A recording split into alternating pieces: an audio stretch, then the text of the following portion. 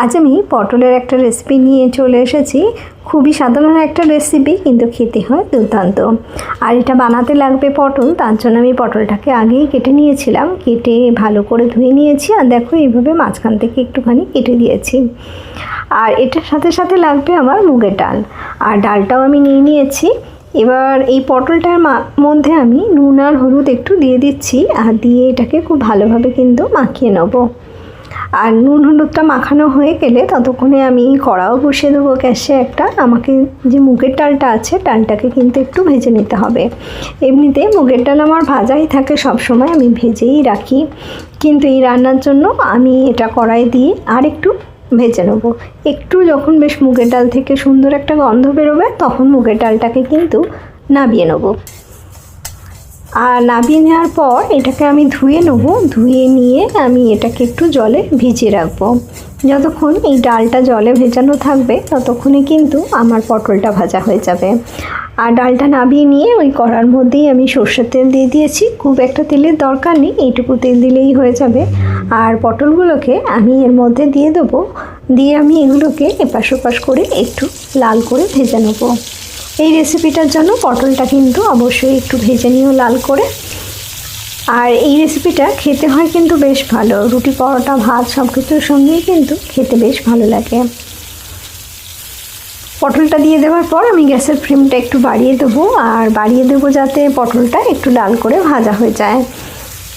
একটু লাল করে ভাজা হোক পটলটা, ততক্ষণে আমি এই রেসিপিটার জন্য যে মশলাটা লাগবে সেটা আমি রেডি করে নেব। পটলটা ভাজা হতে হতে আমি একটা বাটি নিয়ে নিয়েছি।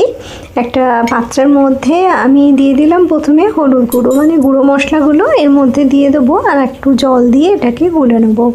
তোমরা তো সকলেই জানো যে গুঁড়ো মশলা যদি আমি জলে গুলে ব্যবহার করি, তাহলে তার টেস্ট অনেক ভালো হয়, আর মশলা পুড়ে যাওয়ারও কিন্তু ভয় থাকে না। এতে আমি জিরে গুঁড়ো দিয়েছি ছোটো চামচের 1 চামচ, আর তার সঙ্গে হাফ চামচের মতন দিলাম আমি লঙ্কা গুঁড়ো। আর এবার জল দিয়ে এই মশলাটাকে কিন্তু গুঁড়ে নেব। আর এই রেসিপিটাতে আর সেরকম মশলার কিন্তু দরকার পড়বে না, এই মশলাটা দিয়ে কিন্তু আমার রান্না হয়ে যাবে। এটা ভালো করে একটু গুলে নিচ্ছি, যাতে সব মশলাগুলো জলের মধ্যে খুব ভালো করে মিশে যায়। আর এটা যতক্ষণ আমি করেছিলাম ততক্ষণে কিন্তু আমার পটলটাও ভাজা হয়ে গিয়েছিল। আর পটলটাকে আমি নামিয়ে নেব। নামিয়ে নিয়ে ওই কড়ার মধ্যেই কিন্তু আমি রেসিপিটা তৈরি করে নেব। দেখো আমার পটলগুলো ভাজা হয়ে গেছে লাল লাল করে, আর এগুলোকে আমি নামিয়ে নেব। এই কড়ার মধ্যে যে তেলটা ছিল তার মধ্যে আমি আর অল্প একটু তেল দিয়েছিলাম। আর তেলটা যখন একটু গরম হয়ে গেল, তখন আমি এর মধ্যে দিয়ে দিলাম গোটা জিরে ফোড়ন হিসাবে।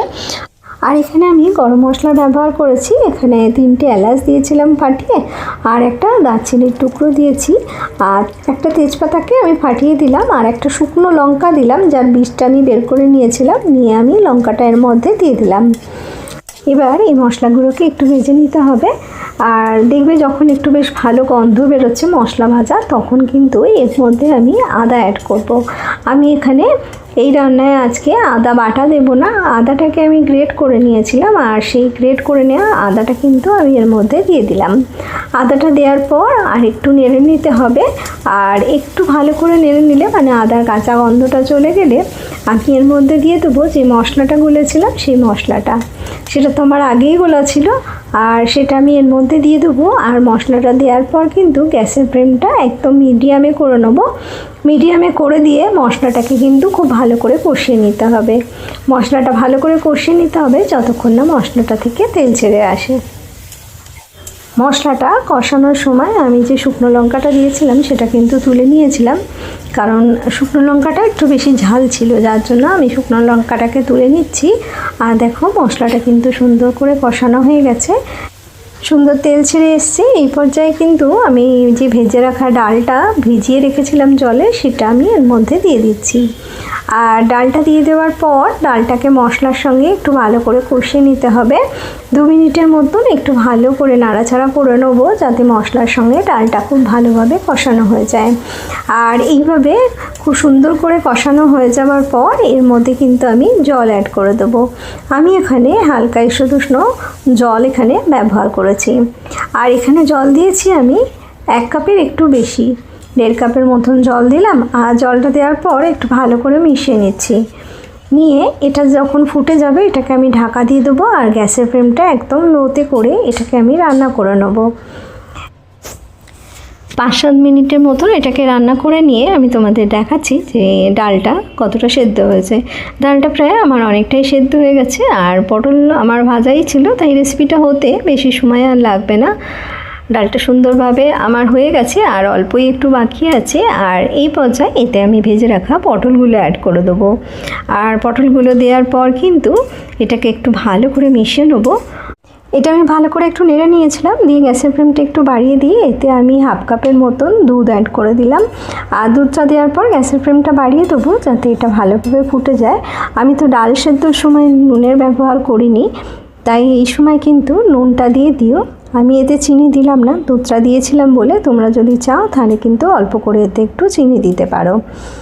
আর সব কিছু দেওয়া হয়ে গেলে আমি গ্যাসের ফ্লেমটা মিডিয়ামে রেখে এটাকে ঢাকা দিয়ে রান্না করে নেবো 5 মিনিটের জন্য। আর 5 মিনিট পরে আমি তোমাদের দেখাচ্ছি যে রেসিপিটা কত সুন্দর হয়েছিল।